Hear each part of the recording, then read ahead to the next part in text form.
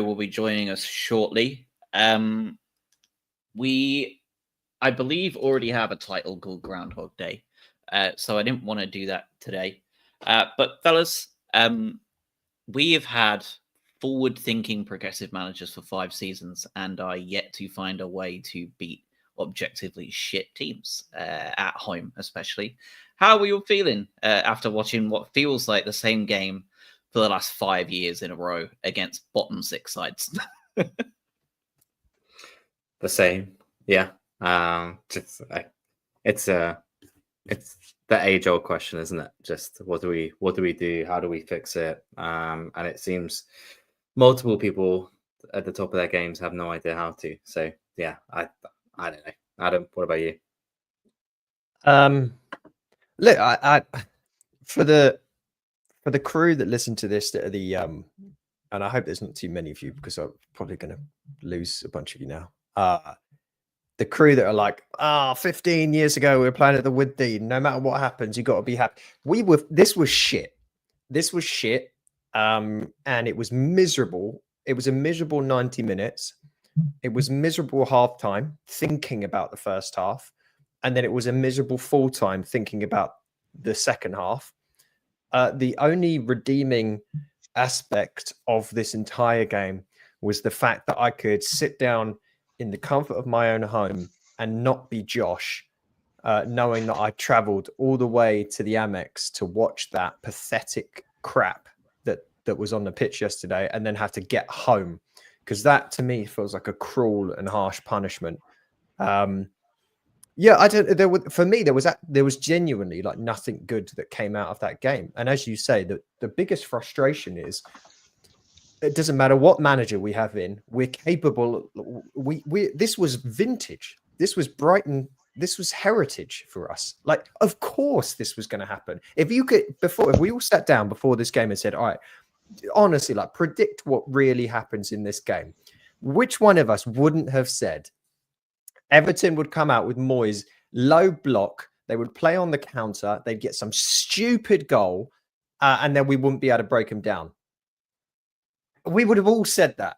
And then we could not change the fabric of the universe. That's what happened. I'm so bitter about it.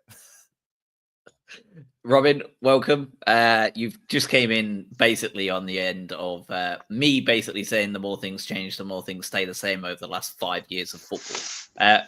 Post Houghton, just unable to break down objectively bad teams playing a low block, especially at home.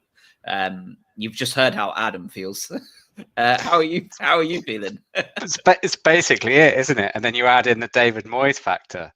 700 games, probably 695 of which have been approaching it in that same manner. It's exactly what we expected. I think the only positive in a scraping the barrel sort of way is Hinchelwood getting back on the pitch. It's about as much as I've got. I think that's actually probably a fair shout. We can definitely consider both Dunk and Hinchelwood, who were supposed to be major doubts, if at all possible, for this weekend, both being in the squad. I think it's obviously a bonus given the amount of injuries we have. The rest of it, bit of a disaster from start to finish. We've seen some questionable lineups from Potter, from De Zerbi, and now from Hertzler. What were you guys making up of this first starting 11? Because we made a couple of changes, 3 wins on the bounce, by the way, and a week off. Lamptey comes in at left back. Ayari and Baleba keep themselves in the centre of midfield. Gruder gets to start on the right. Welbeck starts as well. Decent enough bench, though. Webster, Hinchelwood, Minte, Ruta, O'Reilly, Gomez, Rushworth.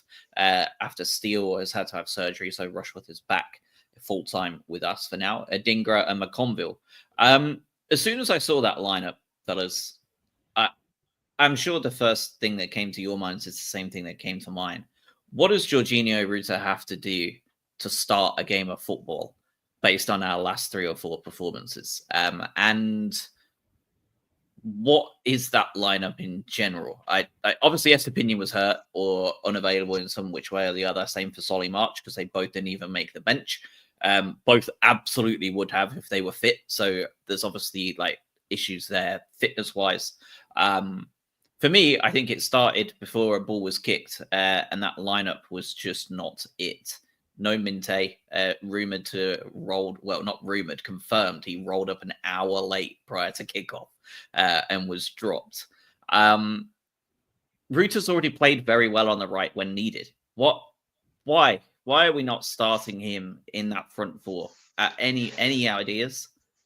The only thing I can think of is he obviously got that injury in the FA Cup, right? And him and Minte there were various sources around saying that they were going to be out for several weeks with hamstring injuries, which obviously turned out not to be, as he was in the squad the next game. All I can think is that maybe they think he can't do 90 minutes and they're kind of nursing him slightly through a minor injury. I think when you look at the attacking grouping, I don't think he necessarily wants to play him on the right. That seems fairly clear. He clearly wants him to be a little bit more central. Minter was obviously dropped for the reasons you mentioned, so he decides to bring in Gruder. Understandable. We'll talk about him in a little bit more detail. You can't drop Welbeck after he's come back because he's basically been your guy before the injury to do the business for you. You could basically, I think we're all in agreement, you can't really drop Matoma on the left, and you could argue maybe there'll be difference of opinion after this game, but you can't really drop Joao Pedro. So I just think there's too many options for the positions that he arguably wants to be in. Like we saw him come out and play the 9 when we had injuries. We've seen him play the 10. I just think Herzl doesn't really want him on the right. Maybe there's truth to what Robin said. Maybe there's a question just about whether he can do the tracking back and the defensive work, and we want more youthful, a right winger that can do that when the opportunity comes up. But yeah, I mean, look, put it this way, I think he's going to start next week. I also think they don't want to start Welbeck, Joao Pedro, and Ruter at the same game, right? You never see all three of them on the pitch unless it's this last-ditch effort to try and salvage something, right? It always seems to be 2 out of the 3, and I don't really know why, but I agree. I do think Ruter on the right would have been good because you've got that sort of there's flexibility or fluidity, shall we say, that where all of those 3 just sort of jumble around and mix and match positions and stuff. But very rarely do we see all 3 of them start at the same time. So I think it's probably a bit from each column, right? Like there's method to the madness, presumably. So it's just it is a weird one that I didn't see him start. He's 4 goals in 3 games, and you're still putting him on at 65 minutes, was it? It's a bit weird to me. Well, I think Herzl potentially had the same thought as us before the game started of, well, we're obviously going to lose 1-0 at home to Everton. We don't want to ruin Ruter's goal scoring record. So by bringing him on as a sub, it doesn't really count. So maybe he was doing that as a favor. I tell you what I did find interesting, skipping way forward though, because I don't really want to talk about the game on a minute by minute basis, is there was a moment in the second half when he did come on where he was able to drift out to the left. And Josh, you called this obviously in the first half. We saw a lot more inside play from Matoma. He drifted way more into the middle of the pitch for the first half, which allowed Lamptey to push on the left-hand side and try to create some mismatches. Then in the second half, you saw Ruter a couple of times drift out to the left-hand side. And there was one moment where he beat his man on the left-hand side. This was like 80-something minute. And he just put a ball in with his left foot. And it gave us a partial opportunity. And it made me think, I know that we like to play the different footed wingers on the other side so that we have Matoma be able to cut in. And we saw in the first half, Matoma nearly bent one in. Was the second half, bent one in with his right foot in the far corner of Pickford's post. Wasn't on target, but it made me miss just having a left-footed player on the left-hand side of the pitch beat a man and just put the ball in the box instead of Matoma turning back and passing the ball to Joel Veltman, which happened 1,000 times to no avail in the game. And I feel like we're just missing a little bit of that. Let's play some old school football when you're facing that low block. Just put some wingers on the side and just spam the ball in the box. Yeah, it's strange, isn't it, that we have so many wingers and I don't think we have any natural left footers, do we? On the wing, I'm not sure if we do. Is a Dingra left-footed? No, because he cuts inside worse He than cuts any. in as well, doesn't Adam he? loves a good cut in with a Whoa, thing. that is his one move. No, he's right. He's right-footed. Because you've got your left footers are Solly Rita March and is Matt O'Reilly. Solly March is left-footed, isn't he? Doesn't play on I'm the fairly left. certain Solly March is, because there was he never used to be able to do anything. Yeah, with that his was right the foot. goal. That was the goal when he just came over. He curled it in with his left. Yeah. Yeah, I'm pretty certain he's because I think he never used to. He always used to try and get onto his left foot whenever possible. It's the sort of game that Evan Ferguson might have been the option if you're actually going to sling some crosses. Does he play for the club? Does he play?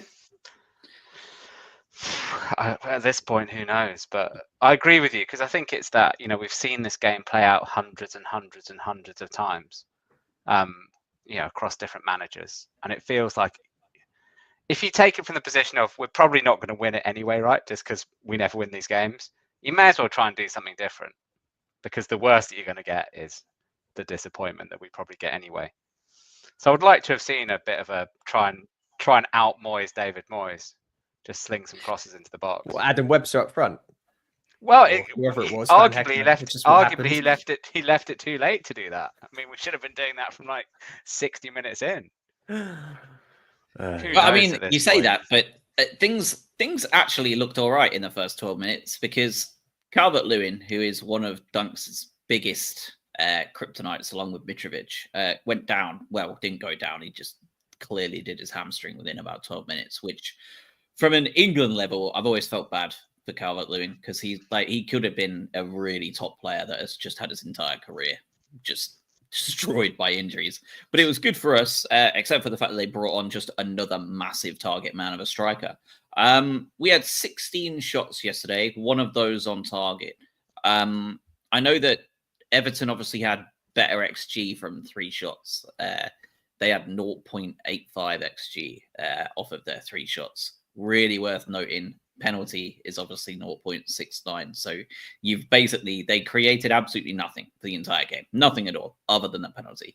And we created very little ourselves. No one did anything in the entire game. That was what was so sad. It was just nothing. Yeah, there was no chances really carved out. When it got late and we threw everybody on, it's like, okay, we'll carve out one big chance here to win the game, to pull back and take a draw. Nothing came at all. Nothing at all. So let's just talk the penalty. We may as well. There's so many things in this game that are just awful and worth moving on from. So the penalty itself, how were we all feeling about that? You three got the vantage of TV. We in the North Stand, my favorite part of that entire sequence was we were to the left of the goal and nobody had any idea what was happening. It took forever for the screen to come up saying they were checking VAR for a penalty. Loads of the fans turned to the linesman and was like, what the hell's going on? He literally looked at the fans and shrugged. He literally hadn't got a clue. He's got a headset in, bear in mind. He didn't have a clue what was going on. One of the funniest moments I've had at the AMEX in a long time. The lino just looking at the fans and going like, don't know. Like, your guess is as good as mine, lads. And then, of course, the penalty was given. Obviously, great dramatic effect. The referee did a lot this weekend, Mr. Robinson, to be the star of the show. And the VAR was the big piece. He took forever on it. He marched back into the center of the field with his big square gesture and pointed to the spot. A couple of things on this. One, did you think it was a penalty? 2, if it is a penalty for deliberate handball, how did Joel Veltman escape a booking? That doesn't make any sense via the laws of the game. Should absolutely have been a yellow card at minimum. And 3, given the fact that there was also a possibility of a foul and the fact that it was going out of play, do you think that should either mitigate it, whether you think it was a handball or not? How do you feel about the entire sequence of events? Who wants to talk? Does anyone want to talk about this? Go on. on. Nobody wants to talk about it today. I think if you slow it down and you watch it 500 times, then yeah, it's going to look more like a handball, isn't it? I don't think it's a handball in real time. And I obviously don't. Going through your questions, I don't think it's a handball. you're right. If it was a deliberate handball, there should have been additional punishment, but there wasn't. So that throws things into disarray anyway. But I also don't think that by it going out of play, it doesn't make it any more or less of a handball. I don't think that should be factored into considerations. Like, you deliberately handball it on the line or as it's going out for a corner, like that is a handball whether you like it or not. I just don't think it was deliberate, and if that's what it's been given for, then it's not a penalty. Yeah, agreed. It's obviously it's handball, but whether it's deliberate is one of the. I think it's a foul. I mean, I think I'm maybe looking at this through the lens of like, these are the types of fouls that Veltman always buys. Like, how used to it are we that he gets a little nudge in the back and he gets a foul immediately, and just the pressure valve gets released, right?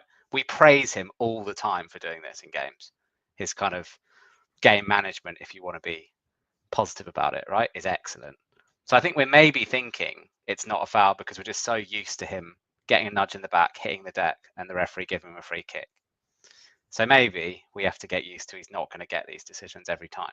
That being said, I think that one was a genuine foul. And if you look at the way he fell, I sort of don't think he can really get out of the way his body is going down. I don't think he can really get out of the way of touching the ball. It doesn't look like he sort of moves towards it, but it's one of those decisions that we've talked about any number of times where you go, we are having this debate, right? And we could have this debate for the next hour and we'd get no closer to a definitive answer. And you go, well, then surely how is it enough of a mistake for VAR to overturn when the referee doesn't give it on the field? I know we've come back to this topic again and again and again, but it's symptomatic of it, isn't it? You go, we can sit here and have a very in-depth debate about it, and yet there's nothing that clearly points either way. So the referee's decided in the moment, that's my decision. There's no obvious clangor to this where you go, yeah, he's made a massive mistake, it should be overturned. The thing that amused me most about the commentary that we had in the US on Peacock was the two guys on it basically go, yeah, well, I guess it looks like he's been pushed and then he has handballed it. So yeah, exactly. You've just highlighted a chain of events that shouldn't be allowed to happen. It's like, well, yeah, he's been pushed, so the game stops. Like, you can't retroactively be like, well, he's pushed and then he touched the ball, so that is handball because it happened. You cannot do that. The fact is, he was pushed and it should have been called as a foul. What they should have done is called it back for a foul. That should have been the VAR check. And then we should have got a free kick out. Instead, the problem is it's so blatant a handball that then he felt obligated. When you watch that over and over again, of course, your conclusion that you come to is he's handballed it. His hand has gone to the ball. Yes, exactly. Why would he do that purposefully? He's shepherding the ball out. The attacker can't get to it. Why would he just punt it out with his hand? Think about it. That's exactly what Gary Lineker said on Match of the Day. I didn't see that, but I'm glad to see that. It's basically what he said. He said, he almost said word for word what you've said, which is, why would no player would do that intentionally? Right. Veltman did. That's basically what he said. And he said, and he made the point as well, the fact that everyone disagrees about it, it's obviously not a clear and obvious mistake. But that's the bottom line. No one's setting up. He's just been, whether it's a foul or not, he has been bumped over. And as a result of that, he's made contact with the ball with his hand.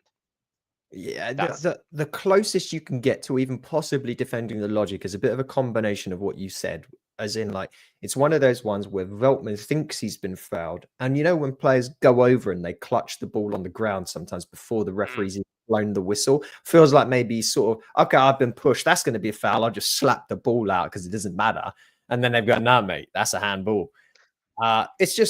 Look, if you just cast your gaze to the Arsenal game, which I think we've all probably seen that moment in the Arsenal Wolves game where the lad was sent off. This is the quality that we have of refereeing and the judicial process within the game.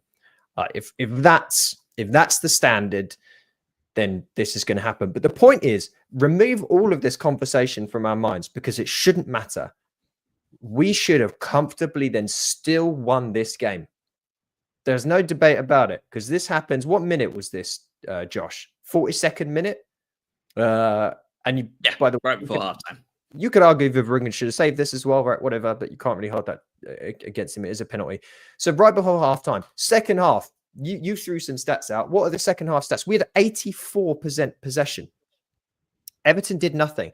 They also played the last, how long was it? 10 minutes without a 11th player because of an injury. Wasn't it? Mangala went out 84th minute. So, and there was 8 minutes of stoppage time plus. So we played basically 15 minutes, 11 against 10, 84% possession in the second half. We had 12 shots to their 1, and we generated 1 save. And this is not just the second half. In the entire game, which was 100 minutes long, there was 1 save. 1 save. And 1 big chance, which was a penalty. Pathetic. It's absolutely pathetic. I will say, in the only defense of that 10 men situation, I felt from about 69 minutes onwards, 69, 70 odd minutes, because we really turned the screw on them for the first half of the second half. We really went at them and still really created nothing. Like, we did loads of really good stuff until the final ball and then did nothing with it. So really, we still created like jack squat. But the last, from about 69, 70 minutes on, I think it was when Pickford got his yellow card for time wasting, which I would really love to talk about as well. In a bigger scheme of the game, more like Pickford is an expert at it, along with Martinez. But I'd love to talk about the goalkeeper time wasting phenomenon and what is the point in the theatrics behind that. But my feeling was that I'm not sure there was more than about 25 seconds of fluid gameplay per play after about 70 minutes. Every single time we had the ball, an Everton player fell on the floor. Just fell on the floor and demanded the ball be thrown out. 50% of the time, the ref ceded to them when there was no head injury at all. He just stopped the play. Yes, we had a lot of injury time added on. I think for about 6 of those 8 minutes, the ball didn't get played either. Like, there was just nothing. Like, we just weren't allowed to play with the football at all. And the ref had no control over the game whatsoever, right? Like, once they went 1-0 up, the ref had no control in the first place. He, regardless of what you think of the penalty decision, he had no control over that game whatsoever from start to finish. Whether you think he made loads of howlers or whether you thought he was just at like average, the control was not there at all. And you saw that at the end of the game with the huge kickoff. That was a product of his mismanagement of the game from start to finish, I feel. And he was really the reason why it all kicked off, because his inability to manage the game at all was really the reason everything got so frayed and just horrible to watch. So I will say, the time wasting wise, like, it was possibly the absolute worst experience I've ever had watching a football game, with the level of time wasting and the level of just permission was given from the refs to do it. In terms of trying to do anything good, Gruder coming off for Ruta, Minte coming on, Hinchelwood coming on, O'Reilly, Webster. You can't say he didn't go for it, at least, right? Like, what is causing this performance level to be so poor at the AMEX? We last won at the AMEX on the 9th of November. We have not won at the AMEX since the 9th of November. We have one of the worst home records in the league compared to our away record. I think we're like 13th home record, 7th away. We're officially a better team away from home and are earning more points away from home than we are at home. Again, very reminiscent of Graham Potter's days, isn't it? How are we falling into this trap again? And what is going wrong at home? And one final word from me. The atmosphere yesterday, prior to the penalty, was actually very good. There was very rarely a time where there wasn't some noise stand for that first 42 minutes, and we were dog shit. So the atmosphere cannot be blamed for that yesterday because it was so bad. And they're actually the best they've been in a while. And I think it's because they're allowing a certain set to stand up because of safe standing coming in. I think they're kind of allowing that group to stay stood, and it actually helped. I feel like, though, you feel you might be the exception to this, because I still constantly see chatter even after the game yesterday about the atmosphere, and then there's people getting angry with the players trying to G up the crowd, and then the fans saying, well, give us something to cheer about. And it feels a little bit chicken and egg. It's like, well, the fans, we're not going to come out in full voice. I'll say we as a collective obviously can't teleport there. And the players are then going to say, well, hold on, if you want to see us put in the 110%, then give us some atmosphere. And both are just a bit at loggerheads. Paul Barber and co are changing the layout of the stadium, right? With the away fans and moving things around. There's clearly a massive acknowledgement there's an issue about the noise that gets generated and the ability to create an atmosphere. It's bad. I do want to go back quickly to what you said previously, though, about the gamesmanship, if you want to call it that, from Everton and the referee performance. What do we expect? What do we expect from a Moyes side that comes to the AMEX in the current position they are in the league, the run of form that they've been on, bar seeing Dr. Spurs? Of course they're going to do this. Of course they're going to do that. Of course they're going to flop and dive on the floor and go down and say they've got concussion and that's what's going to happen. I vividly remember, was it last season, Brentford did this absolute shit to us as well, didn't they? They spent 20, 30 minutes just flopping. And this is what's going to happen. We have to be able to get past that. We have to be better than that. The big thing that stood out for me yesterday in terms of how we break this jinx, this hoodoo, and frankly, in my opinion, it's not about the atmosphere. I know you can collect the data and say, well, we're better away from home. The point is, we've got a better team than Everton are. They've come out and they know that they've got to play on the counter-attack. What we have a problem with is being able to create chances from having high possession. What we want is the teams to come to us. I'm saying things everyone knows. We want them to step out, and so we can then create space behind and overloads based on the way that we set up tactically. When we're not able to do that, we look useless. Joel Veltman yesterday had 128 touches of the ball, second only to Lewis Dunk, 138, and Van Hecker, 123. All I feel like I saw yesterday was the ball go out wide and then come back, and then it was at the feet of one of our defenders, and basically they had to play playmaker. That is not what you want, because as good as they are in certain situations, we've seen Joel Veltman put amazing crosses in. We've seen Dunk and Van Hecker play amazing long passes. You do not want them stuck in the final third trying to create openings in a defense. And what you started to see was Joao Pedro started to have to come in super deep and step out of position because he was getting absolutely no joy centrally. We can talk about his performance in more detail. We didn't see enough from Gruder. We've not seen enough from Gruder since he's joined the club. Seems like he really wants to play in the 10 role. We've already talked about how it's overcrowded there. And what you got was just Joel Veltman playmaker over and over and over and over again. And the ball, when it got out to someone like Matoma, he couldn't do anything. He had 62 touches of the ball, 89% pass accuracy on 37 passes, which, well, it sounds great, but they were all just back to Joel Veltman. He had 11 ground duels, right? When he's going against a defender, he was successful in 2 of them. He had 1 total successful dribble in the entire game. 1.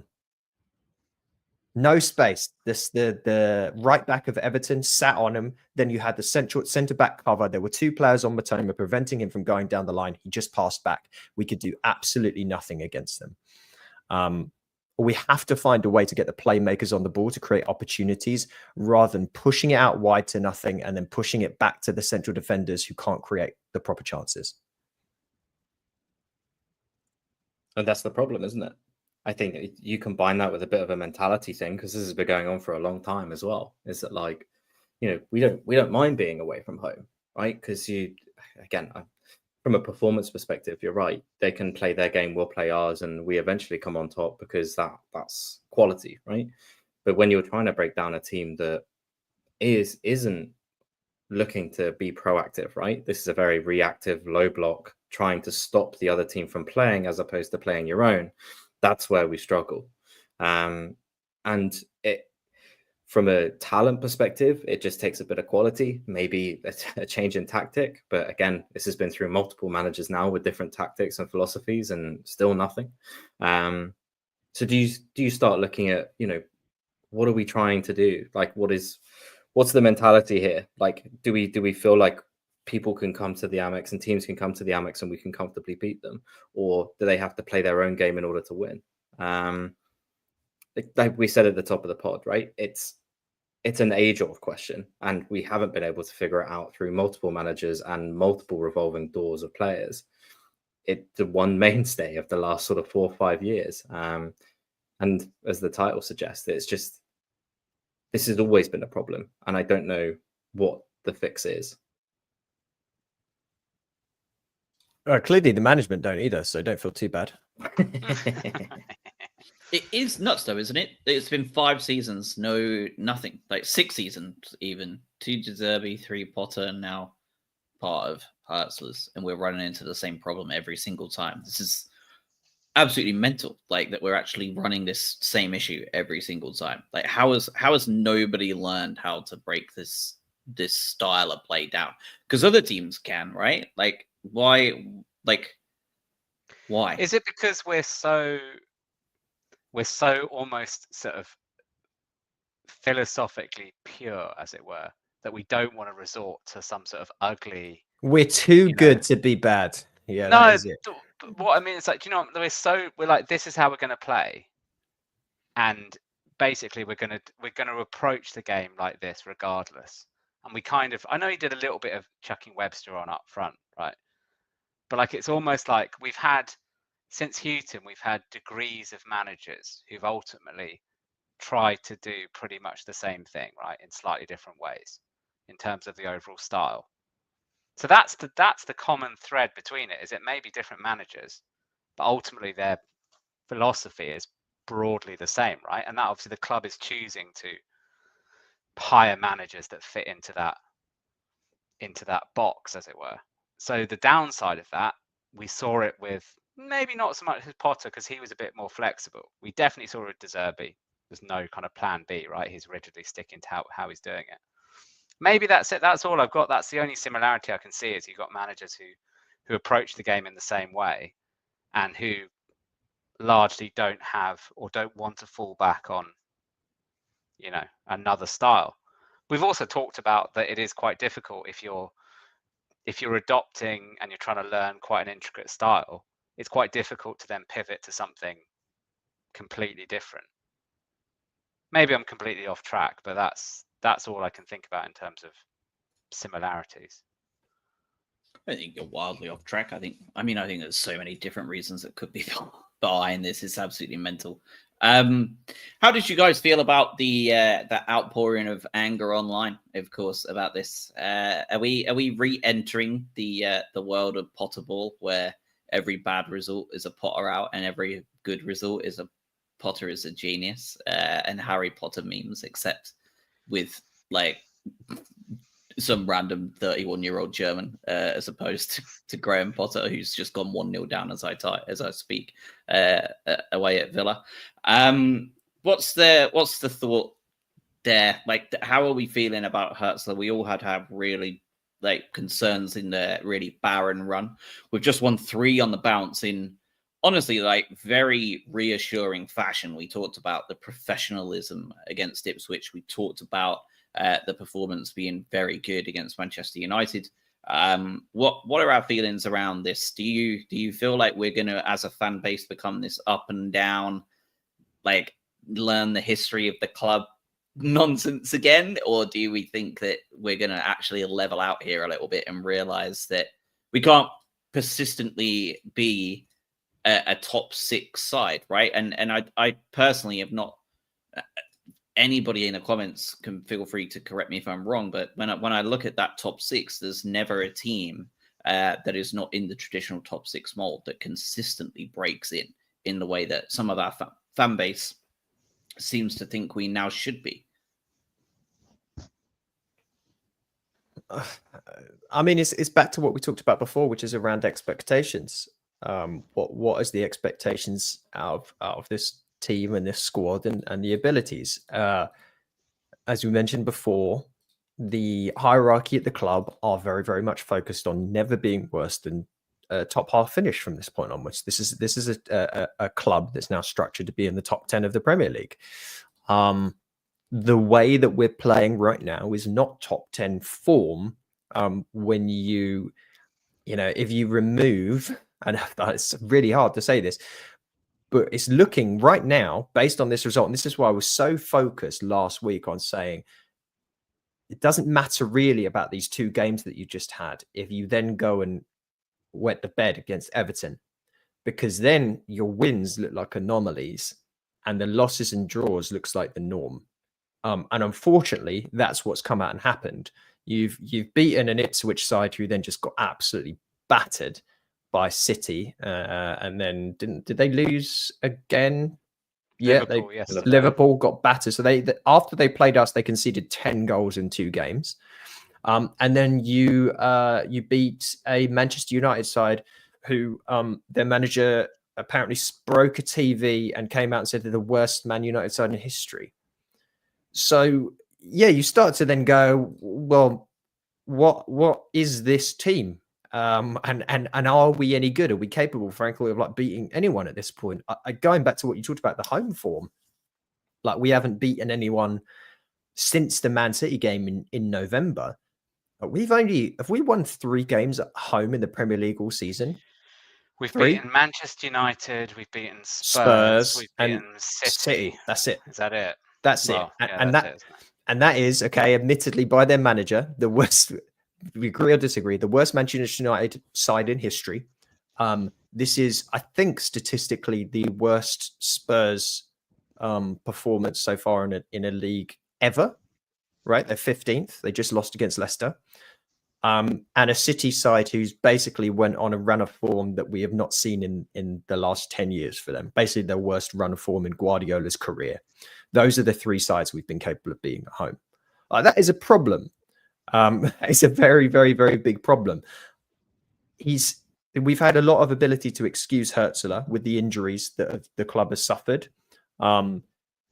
Once the squad is back to full strength, and we have that ability to have the same players in the same positions for a run of form, then we can start officially sort of judging him. But yeah, I mean, I think you're right. At the moment, the fan base is very reactionary for good reason, because we've just not seen enough.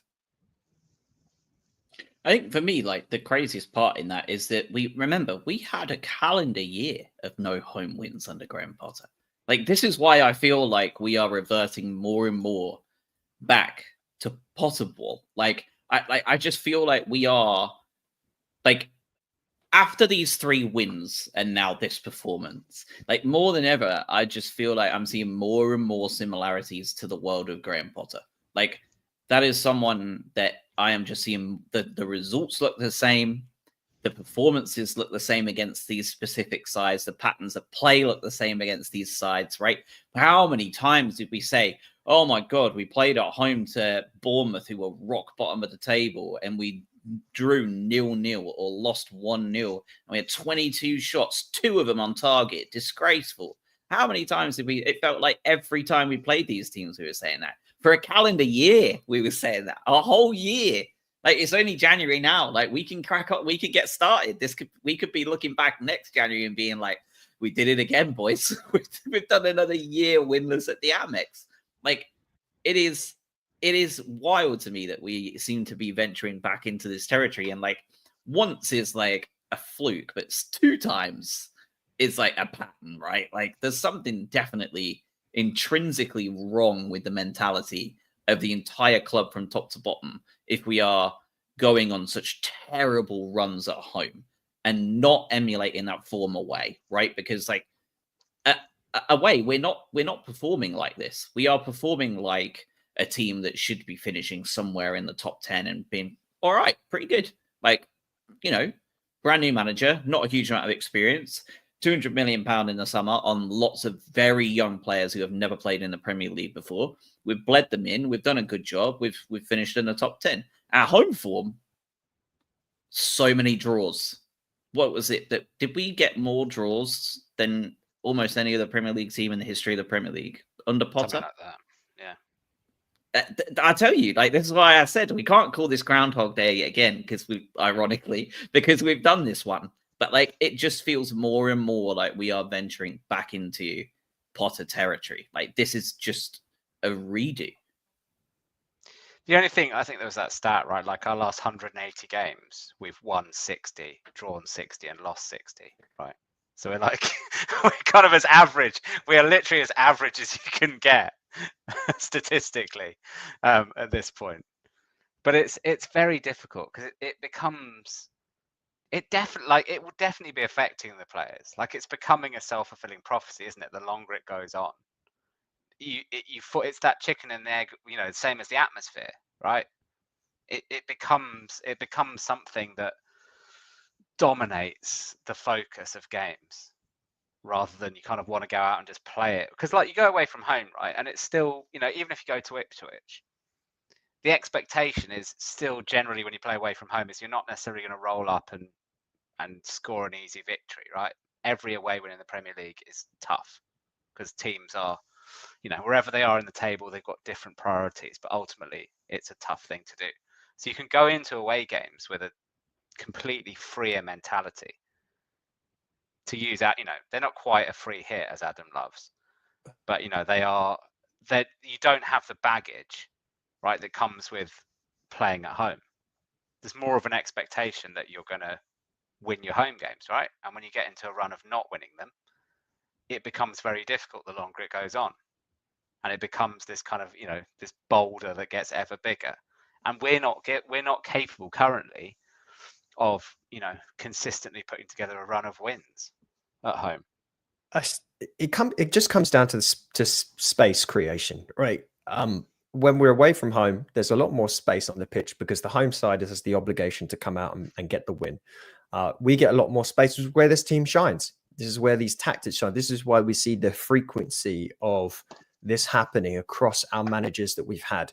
As you've said, similar philosophies, all of them follow a same broad approach, as we don't have normally the same firepower as you do. So what we've got to be is smarter with the ball, which is we lure you out and then we create space behind. You can't create space behind when they've got 45 men behind the ball. And that's the big thing that we have at home, right? It's really basic. We need space to do our job, and you don't get space when you put yourselves in these stupid positions. What is that stupid position? Well, the big thing that you cannot do at home against a side that is going to come to the AMEX and defend is concede first.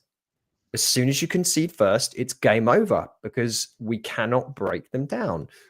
What are the 3 victories that we've had at the AMEX that we've just mentioned?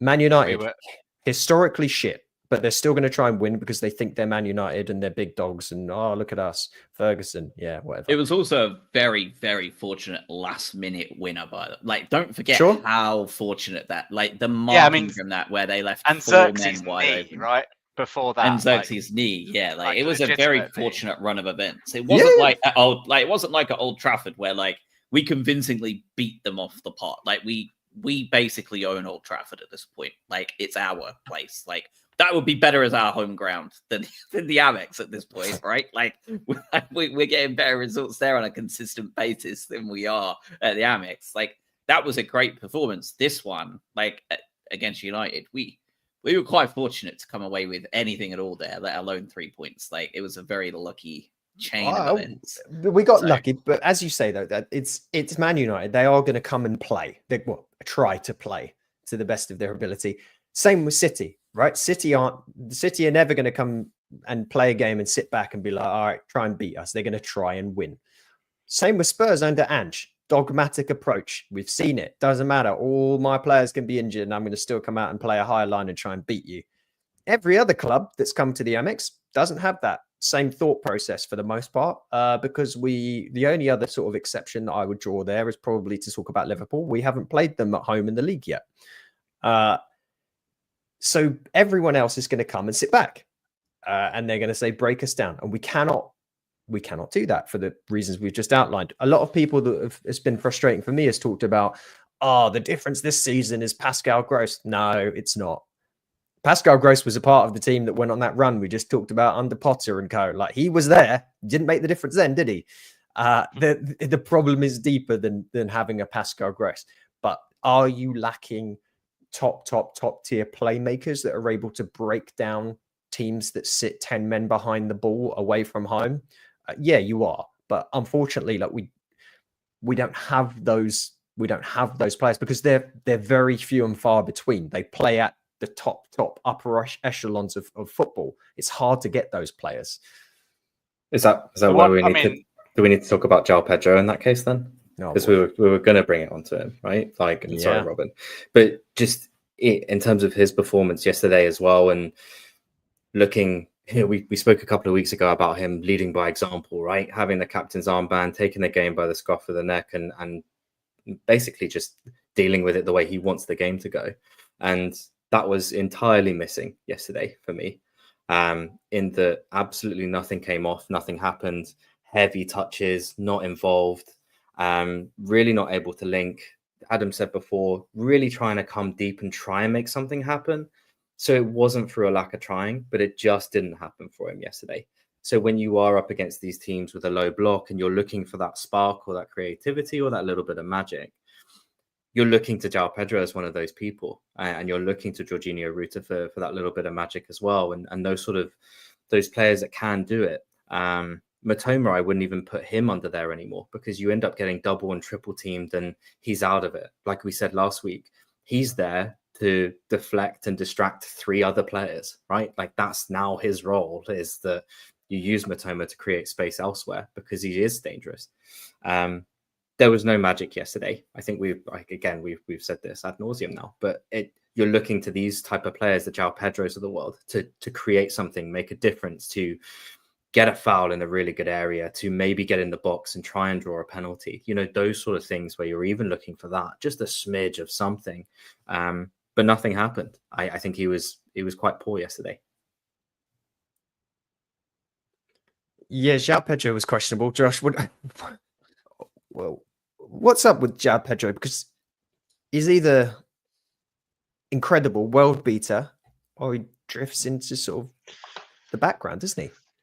There were several times yesterday where I saw Joao Pedro essentially become a centre-half in order to try and get involved in the play.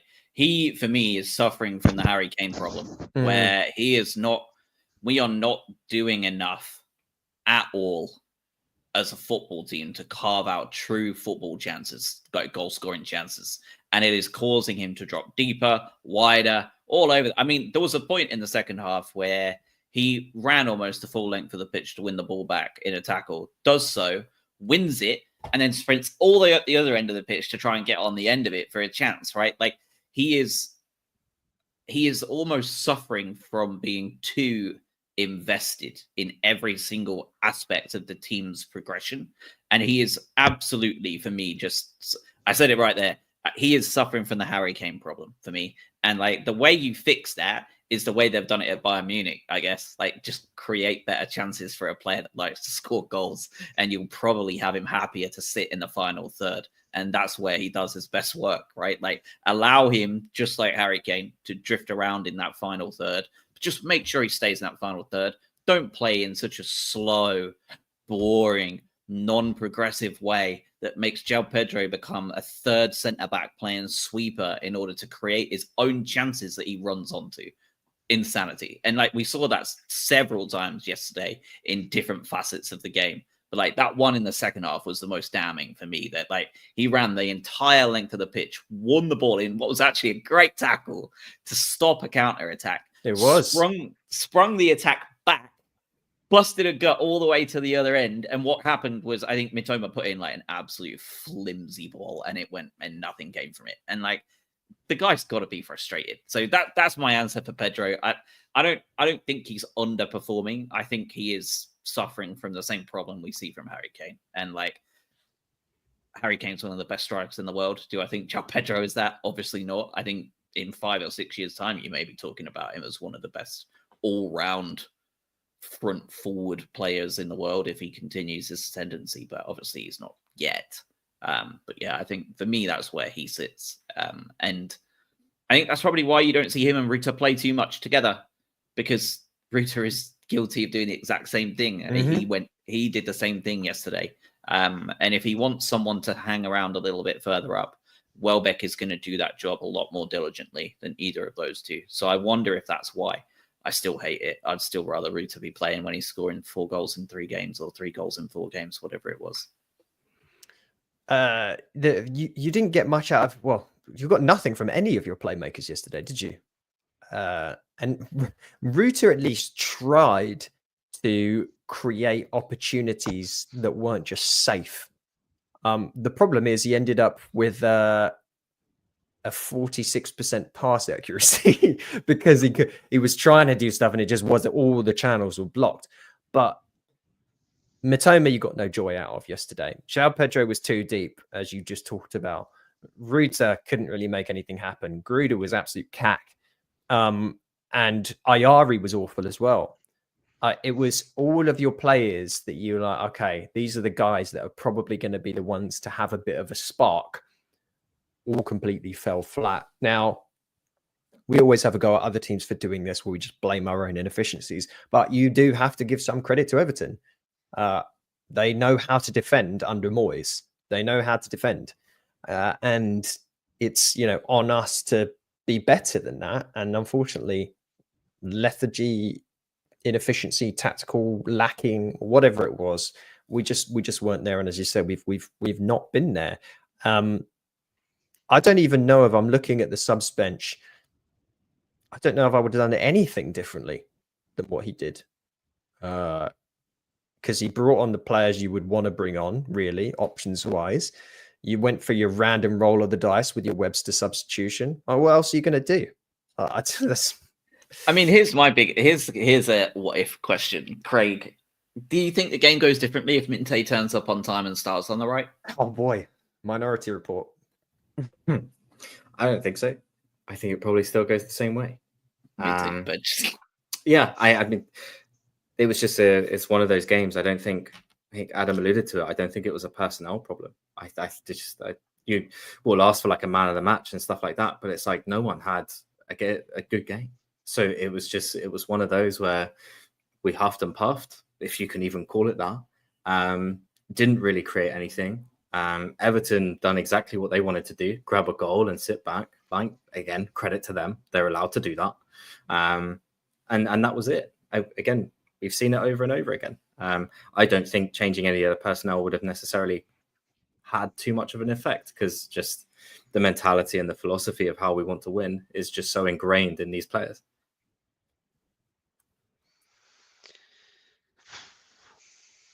That sigh sums it up, doesn't it? I was wondering where you were going to go with it. I let you finish. That's it. That's just an exhalation. You're right. Yeah, the huffing and puffing is funny because if you take that story of the wolves trying to blow the little piggy's house down, I think even their one made out of the sticks we wouldn't have blown down yesterday. Useless. It's so frustrating just because we've seen it so many times. And it's getting very boring. Do you know what? Like, I'm also struck me, like, if you're a manager watching us play at home, and we're going to come and play you. We're going to come away from home. We're going to play you. I'm amazed more managers don't just look at how we can't deal with that kind of setup. It's pride. And just set up like that at home. They can't help it either. I think it is pride, Adam. I think you're right, but I think another part of it is the player mentality can't they're not that disciplined. Like players aren't that disciplined when the crowd is getting on their backs and wanting them. Having Brighton have 68% possession in your home. We do that to Forest at the City Ground. We have 68% possession. That stadium is beating Nuno to death. Gets out. Like on their current run, especially. There is just no way. There's no way at all. But like, you know what I mean? Like pragmatically, you do it, right? Like if you take all of that out, pragmatically you go, what would we do if every team sat up like that? Like, would that, I'm more interested to know, like, because I look at this overall, right? Like, I think I'm drifting towards the point where this season is, for all sorts of reasons, is definitely a kind of transitional one, right?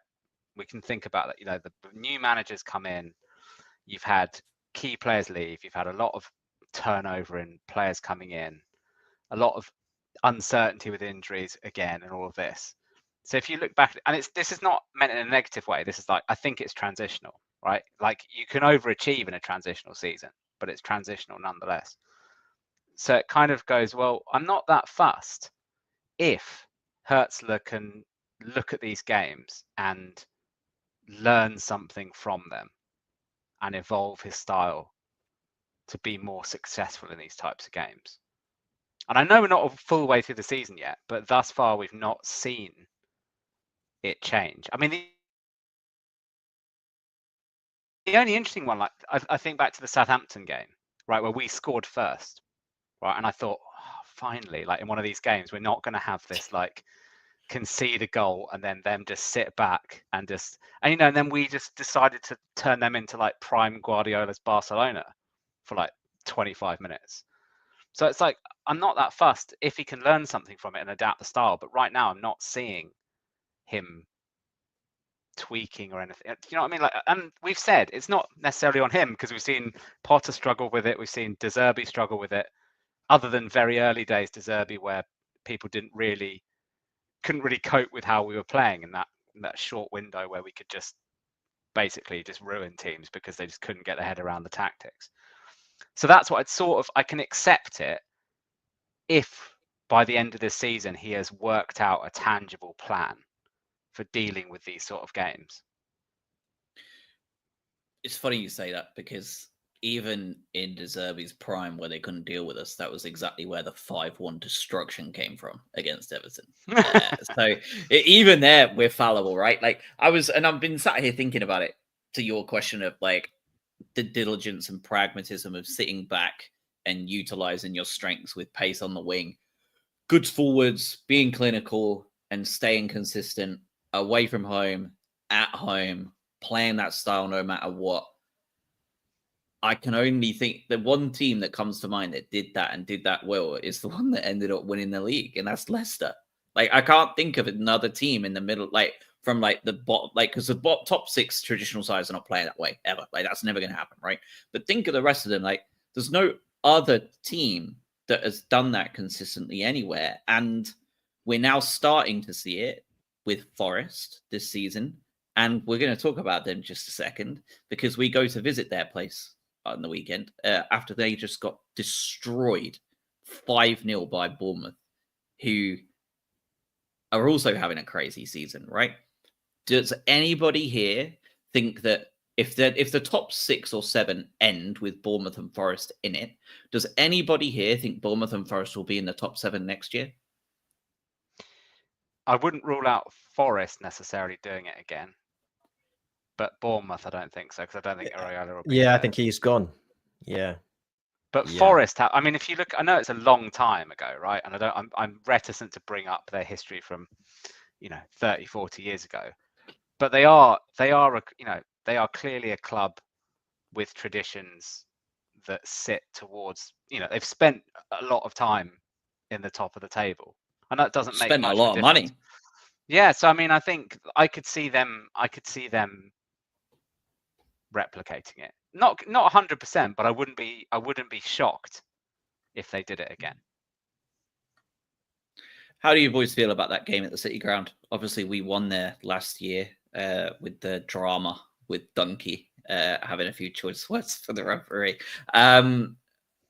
This is a team that are now being expected to come out and play teams That is not how they got to where they are in the table right now. They got there by being incredibly defensively solid, playing teams on the counter attack, having Chris Wood as the focal point, scoring goals from set pieces, and being incredibly difficult to break down when they get a lead, especially. They just got absolutely blasted 5-0 away by Bournemouth. Before that, they were third in the league for goals against. Only Arsenal and Liverpool have a better goal difference in terms of goals against. So we can see the way they set up to play, right? Like, we know how it works. Like, we know how they play. They've only scored 33 goals this season, which is, outside of the bottom six, like the worst possible. How are you feeling about it? And really, like, this is a team that are now going to be expected to come out and play on the front foot and batter us from their fans. That's what they're going to expect. They are not going to be very happy if they sit back and play the way they have been from August through December after that performance in Bournemouth. So knowing that, and knowing that the pitch is going to be very open, are we more worried that Chris Wood kryptonite is going to cause us to get battered here? Or are you thinking this is one where we can take some points and once again just continuously be consistently inconsistent as the episode? The latter, right? Like, I'm far more confident of getting something from this game than I was from Everton at home.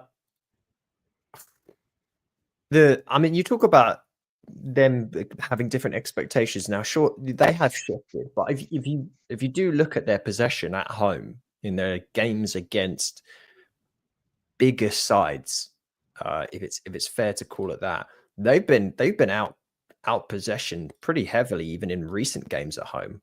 Like, when they played Liverpool at home in that 1-1, Liverpool had 71% possession. It was a similar type of story when they played against Spurs, who had a boatload of possession. Same happened against, Newcastle out possession. So I actually think we'll probably be the possession leaders there. And I think they will be, especially after this loss. They might come out and be a little bit more like, hold on, we can't be bleeding that amount of goals again. We need to be a bit more, let's go back to being a bit more defensively sound. So in some ways, you could see that result they just had against Bournemouth as a potential negative for us, in that they might now have to be that more pragmatic version of a home side that sits deeper that Robin described. Why don't more sides do that? But broadly, I don't know what to expect from this game, because prior to that game, Forest have been one of the most consistent sides the entire year in terms of results and form. This new result they've had now throws it up into the air. But I do want to talk briefly about Bournemouth. I know we're not playing Bournemouth, but the fact is that was one of our last major wins. I still can't believe we were able to do that. Of all the sides I've been unable to get a result from, we were able to get a result against this Bournemouth side who look historically good from their standpoint. I also think it's amazing that clubs complain about injuries, us included, Spurs. This is a Bournemouth side who's like top 3 strikers have all been injured. And they're like, I tell you what, how about this random guy from Burkina Faso? We'll lob him up front. He scored like 3 goals from us his entire career. Oh, hat trick. Yeah, sure. Why not? Just, yeah, credit to them. So point being is I don't know how much of it is on them and how much of it is on Forest. Like, I think a lot of that was just Bournemouth being excellent. Same way they shocked Newcastle. It's going to be a tough game at the City Ground. It's going to be a really tough game. And then we've got Chelsea at home, and then God knows what happens Southampton away. Well, I think whoever gets the first goal, I think. I think you're right. They'll be relatively pragmatic after getting just thrashed, right? So you be defensively solid for 20 minutes, even if you're at home, and then you try and hit us on the counter, because that's what you should be doing, right? That's how I would beat Brighton. So if they want to maintain that consistency, and their counter-attacking is one of the best in the league right now. So you stick to what you know, even if you're at home, that will be their only issue is, can they remain patient enough to do that, especially at home with 35,000 people telling you need to beat this team. So we'll see. I'm not expecting a lot. I really don't, but there is a world where we actually beat this team, because that's just the Brighton way, isn't it? Yeah, I absolutely think so. Around the grounds, other than that, obviously Bournemouth, massive win. We've just talked about a little bit. Liverpool just continuing their walk forward, right? Like dispatched Ipswich pretty easily. Newcastle coming from 1-0 down. Southampton love scoring first, by the way, at the minute, and then still falling apart, which is quite funny. Arsenal scraped through against Wolves. Manchester City seem to be returning to form, don't they? 3-1 at home to Chelsea. Brentford dispatching Palace. Brentford, one of the worst sides away in the Premier League at all season. Dispatching Palace 2-1 is wonderful. But I think obviously the big one that hasn't been talked about yet is Leicester City in the Premier League relegation battle.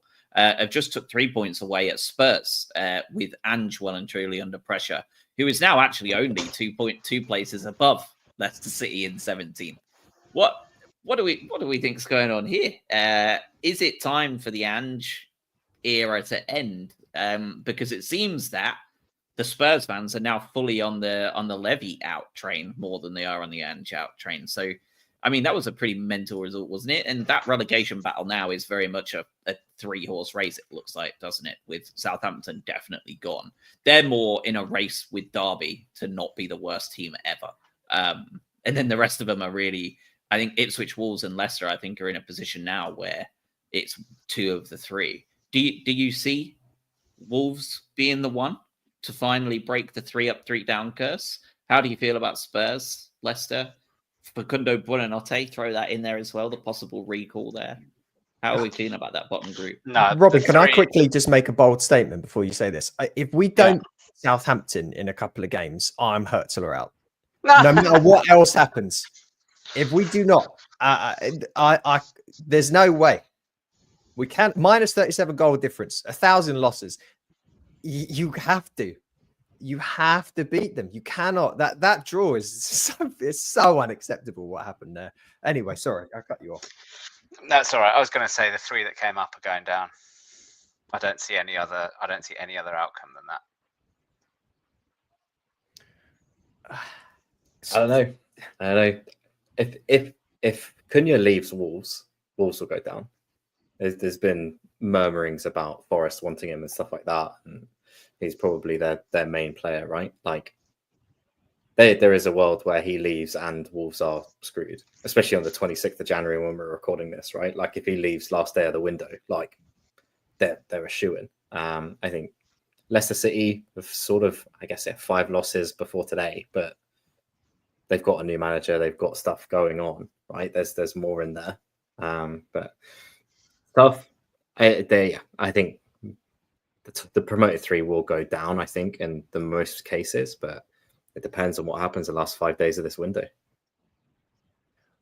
I don't know why this tangent has come up, but you could make a really interesting sort of Brazilian B team of Premier League Brazilians, couldn't you?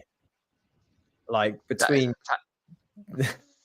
Joao Pedro's, Murillo's, like Joel Linton's, like players that don't play typically for the Brazilian national team. You can make like a fairly impressive Brazilian national team of sort of like non-top 6 Brazilian players that play in the Premier League. Richarlison. Yeah, because Spurs aren't top 6 technically, really, are they? Because Cunha is Brazilian, right? I guess that's what I'm saying. Yeah. Like, who's the one from Bournemouth who's injured? Evan Nilsson. Lob him in. Yeah.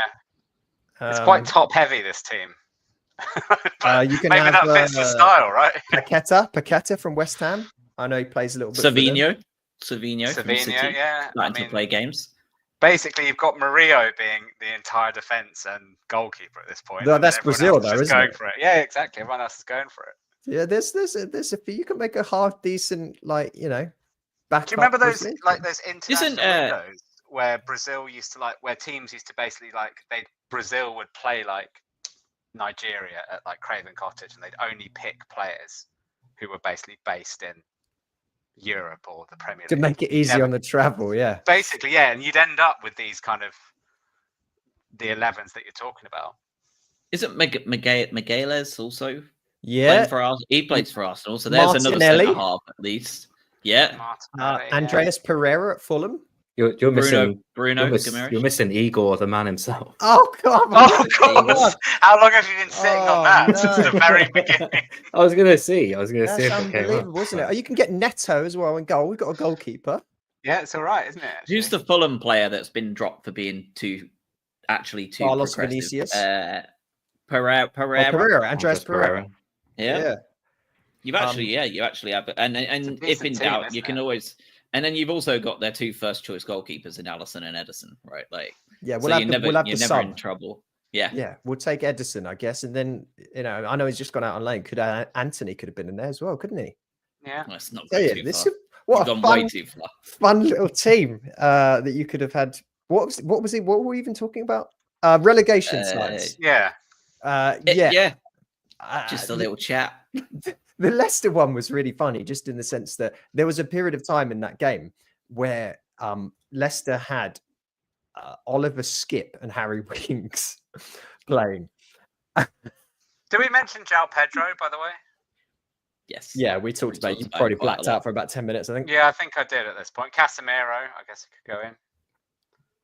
Well, I Bruno wouldn't know. Guimaraes, is he Brazilian? Does he play? Yeah, for of course Yeah, he he is. is. But he actually I think he starts for Oh, them. does He Yeah. actually plays for them. Yeah. He's good enough. Yeah, he's good enough to play.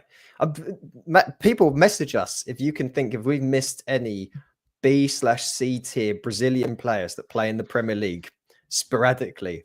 I was going to to go say into Douglas our Luiz, backup but 11. he's gone out. I think he's at Juve, isn't he? He's gone somewhere, isn't he? He's gone. But there was rumours about him going back. But I think he's there with his girlfriend, isn't he? Because his missus plays for the women's team. What's her name? Oh, Yeah, I know something. exactly who you're talking about. But Alicia Lehman, is that it? Yeah. Yeah. So I don't think he's going to go anywhere anytime soon if that's the setup that he's got. Just take this is what you've done, Paul Barber. If you have someone reporting back on all these Fathom podcasts, which I feel like he will, like that's the sort of thing that like the Albion Club have. They have someone listen to every Albion podcast just in case. God, what a heinous job that is. Yeah, this is what you've done to us with these Everton like performances that we have to deal with every year. We devolve into Brazilian B team performance in the Premier League. This is what you've done. So this is the happiest 5 minutes I've been in a podcast so far. This entire hour and a half. I was going to sling in There's a Brazilian guy that plays for Burnley. I'm putting him in because he was quite good for them last season. What's his name? Vitinho? I think he was like a wing back or a winger that played for Burnley last year. I'm putting him in there just because, like, Vitinho, yeah. How many Brazilians do you get like living in Burnley? God, can you imagine that move you've made? Like you've gone from like Rio, you've gone from the beach in Rio to Burnley. Burnley. Oh, is there I mean, talking of that, is there a more uninspiring top 6 in the Championship right now than Leeds, Sheffield United, Burnley, Sunderland, West Brom, and Middlesbrough? Like honestly, like if I could choose to like have any of those 3 up, I think I'd rather fire the entire planet into the sun than have any of them. Like one awful set of West Brom sides. are just sad, aren't they? They're just a really like sad side that keep popping up every now and then. You're like, just get back down there. I think the only positive there is that West Brom is close, and I've still never been to Sunderland because back in the day it was so expensive to go up there as a teenager. I couldn't afford that stuff. But like Bristol City sat in 8th. There you go. They need to go on a bit of a good run. Blackburn, I'll take them back up, no problem. Coventry, we need some play. We need some new blood. Looking at that set of teams, are just awful set. Gabriel Jesus. It's a good one, to be fair. Doesn't he start? But he shouldn't. I don't know. It's so desperate for anyone. He shouldn't start. Palace have got that random Brazilian midfielder who played for about 5 minutes against us in that 4-1 game. Well, Danilo at Forest before he got injured, he was good as well, wasn't he? He actually was very good. Yeah, decent. Yeah, he was decent. This is a good team. This is a good team. It's not a bad team at all, really. They should send more out. Why not? Just bring them on. Yeah. This is the English Brazilian team. You heard it. You heard Man it. City have Yes. got that defender they've just signed, we were supposed to be interested in. Oh, Victor Rice. Victor or whatever. Rice. He can go in. Are we going to sign anyone? Should we end with that? Are we going to sign any players? Is that a thing we do? Let's end with that. Like, let's actually get on. Let's get some Albion themed discussion of the transfer window, given that it's about to slam shut in the following week. So by the time we actually get back to recording the podcast, it will be post Forest, of course, and the window will be shut. So yeah, great question. My answer is no. I don't think so. I think the Derby centre half was waving goodbye to the fans yesterday. All every single comment online from Derby fans talking about him have said, "Please take him his shit." I know. That's what Ajax fans all said about Veltman, though. So I'll take that with a massive pinch of salt. This week, that's when you're going to come out and say it after this game. I still will. I still will. Yeah, because that was absolutely Ajax's entire thing of like, how have we just robbed them of £900,000 for this absolute idiot? And he's now turned into, outside of a pretty poor game yesterday, absolute legend. Like, yeah, that's the fair. The greatest value for money signing we've probably ever made in the Prem. Do you see Ferguson going out before the end of the window? Not after Enciso for me. Is he fit, or is he fit and just full on fallen out, or is he injured? Because if he is, then surely he's not going to go out if he's hurt, right? Or is it like public but not public that like he's defo fallen out? Yeah, this is a fake injury in my opinion. Or maybe he's got a bit of an injury, but it's not actually that bad, but it's enough to cover up the fact that he's sort of done. Is there ever a time when Evan Ferguson wasn't injured? Was the world where we saw a fit Evan Ferguson not real? Like, was that a simulation? It's such a shame. I do actually want him to go on loan. I would like to see him go out on loan. Because there are rumours of us, isn't there? We've been linked to some Greek striker, haven't we? I don't know his name. But he's already on loan somewhere else, isn't he?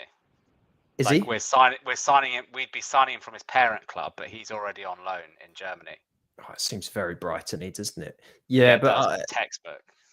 Also, the South Korean lad that's only about 18 and will be staying in South Korea. If we're going to make a signing, that is exactly the signing we're making. We're making a signing that is not going to come to Brighton until the summer. We'll be staying in some random league the other side of the planet, and then we'll pop back and then maybe play for the under-21s for a year. Like, that's the sort of signing we'll make in January if we're doing it. Like, I don't even see the Derby guy coming, to be honest. And then, if I'm going to be positive about it, I think the most likely scenario is that some random time in March we'll get an announcement we're signing some decent centre-back on a free contract in June, because we've like absolutely ripped someone off in the way that we did Pedro in the middle of like spring. Just suddenly decided we're signing this guy for 25 million. Like, everyone else can suck it. Like, that's what I can probably imagine we'd do.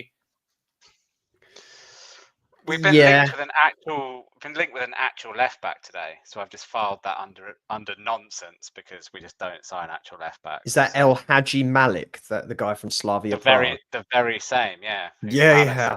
As we all knew about him before 2 hours ago. Yeah, exactly. Yeah.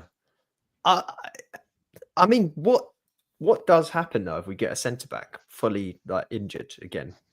Because we've got 3, right? I guess, but you just have to play McConville. Has to go in. You just have to play McConville. Go in. Yeah. Or do you play Veltman, and then Lamptey or someone else fills it, or March fills in at wing back? Yeah, because how many games have we got left of Lamptey's legs is the question, though. We've got one excellent performance that will happen before he gets crocked. Yeah. But you're probably right. We're probably not going to make any first team signing, are we? It's very, very un-Brighton, despite the fact that we do really need a centre back. But yeah, it will only be if we have some kind of scenario where they see a deal to be done because circumstances elsewhere just present this opportunity, and it will be done because the opportunity has presented itself and not necessarily because that's a player that we need. We didn't even talk about Enciso going to Ipswich because that hadn't happened when we last spoke, did we? And he came out and got an assist his first game. And should have been sent off as well.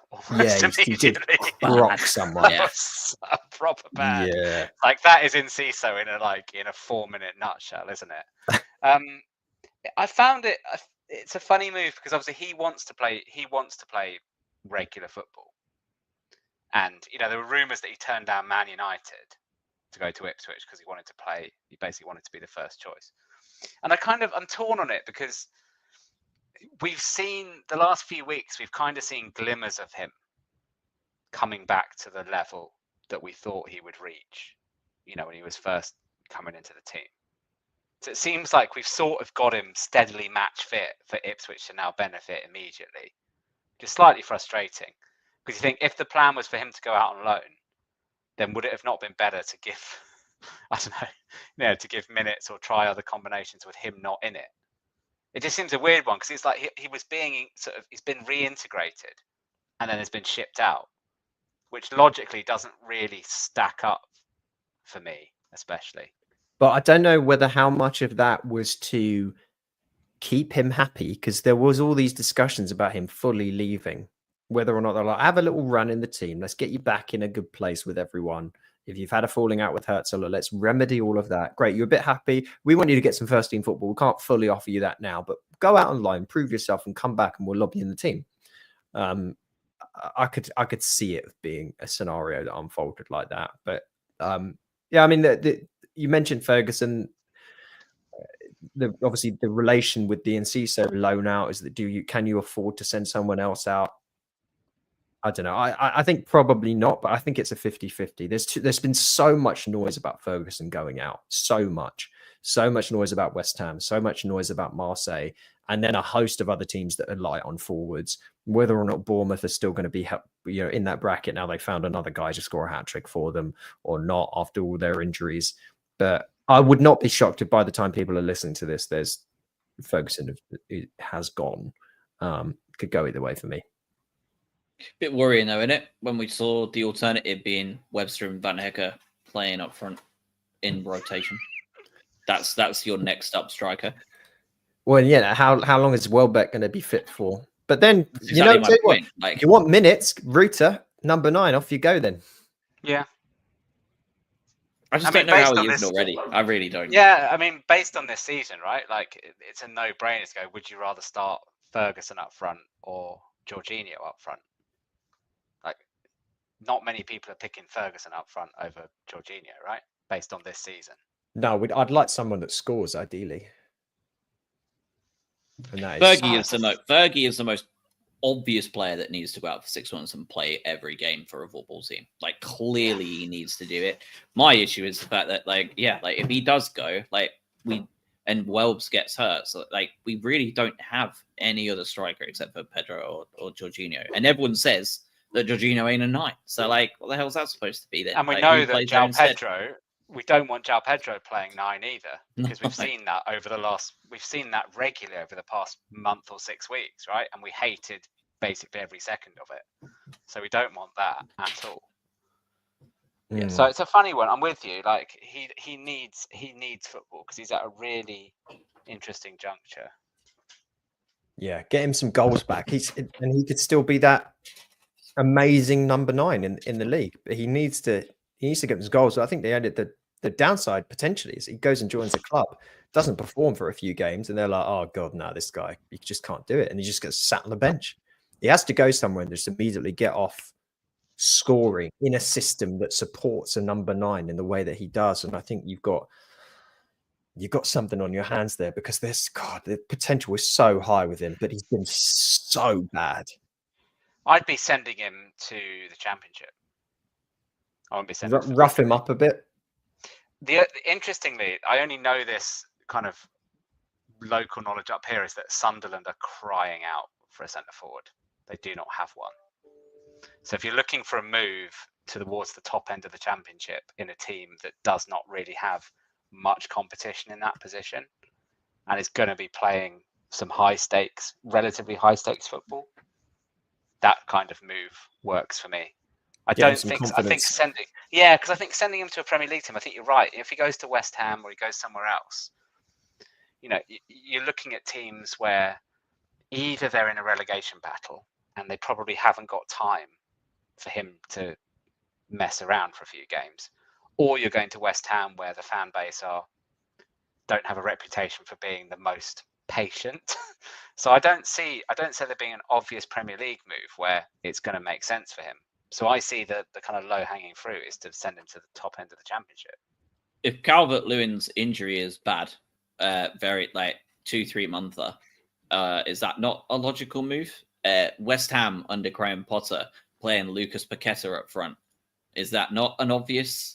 No, they are obvious ones. I just don't know whether I'd want to do it for his sake. Because he's going to start in both of those teams. Like he's going to have to. They've got nobody. John Duran, Villa, isn't he? They'd lob him in, wouldn't they? No, I was talking about West Ham. Oh, but you mentioned Villa before with Watkins, didn't you? But West. Did I? No. Did I just make something up? Yeah, you've just made that up. Oh, you said Calvert-Lewin. Yeah. If his hamstrings are 2-3 monther, right? Like, which unfortunately for Calvert-Lewin we've seen be the case over and over and over again. All they have is Beto up front. That's it. That's literally their only option. And he will play football for Everton. He will play football for West Ham. Like they are similar to Sunderland. They have no striker. Like they just don't have one at this point due to injuries. Like I think that would be the obvious. West Ham's a good move, in my opinion. West Ham would be a good move. Everton, I don't love the move just purely because how many opportunities he's going to get with the way that they're going to play. He's going to be starved. West Ham, they do create opportunities. They just don't have, as you say, they don't have the bodies. They've had they signed what's his name? Fulkrug, injured a ton of the season, still not made it. There's talks about him obviously out for other reasons. Jared Bowen out. He was playing number 9 for a little bit. Yeah, they're left with Danny Ings on the bench today. That's right. Yeah, we talked about that, didn't we? Danny Ings. Like, that's all they've got. Like to me, West Ham just seems like the most obvious 6-month loan I've ever seen for Evan Ferguson. Yeah, it is obvious. If he wants to drop and go to Sunderland and play Championship football, all power to him. But if he goes to West Ham, doesn't have to go anywhere. He can commute up there and back. Doesn't have to go get a shitty hotel in the middle of Sunderland, right? Like he can go and stay. He can stay where he is, keep everything the same. Go and play for West Ham for a couple of months, get some football at the Premier League level, which we desperately need. Like, we don't need him scoring 20 goals over the course of 6 months for Sunderland and coming back to the Premier League and realizing that that's his level, like knockout, right? Like, he could do it great in the Championship, couldn't cut it as well in the Prem. We don't want another one of them. Like, I would much rather him go to West Ham and figure it out. The only issue there is that, like, it was pretty well documented that Potter didn't rate Ferguson when he was here. So, don't know how that's going to work out. I say I'm with you, Joe. It makes sense completely from that sort of reason. But yeah, my reservations are if it doesn't go spectacularly well, then they're not the most forgiving. They're not the most forgiving fan base, right? Like they are well over the Graham Potter bounce already. Like 2 games in, basically. Well, the good news you can't hear the fans there anyway, so we wouldn't get any abuse. Yeah, it's a tough one. It is a tough one. But I think we all agree that he needs to go and play some meaningful football somewhere. And it's obviously it's not going to be here. It's because we've even seen, right? We've had what? How long was Welbeck out for? 6 or 7 weeks, right? And then you've had various other injuries in that front line. And even when Ferguson was fit, he was not the shoe-in. And that tells you all you need to know about his prospects for the rest of the season, doesn't it? If Hertzler is kind of shoehorning people into the position when you've got a natural striker sitting on the bench, then if I'm Evan Ferguson, like that's not a great sign, is it? No. All right, we're at an hour and a half. How have we made this game last an hour and a half via this podcast? I do not know. I mean, half of it was Brazilian. Was I mean, yeah, it was so bad. We've worked overtime to find other topics to talk about, so much so that we've gone into an hour and a half of content that's just trying to dull the pain. So we will be back next weekend to talk Forest and the end of the transfer window, just in case we do anything, or if anything mental happens on deadline day. We've had quite a few of those in the past, right? Like Odin Wingy rolling up at West Brom and stuff. Like, there's always weird shit in January that happens that we can laugh at. So Ansu Fati back. We will be back next week. we will talk about the glorious return of Ansu Fati and the Forest result. So have a wonderful week, and we will speak soon. Bye bye.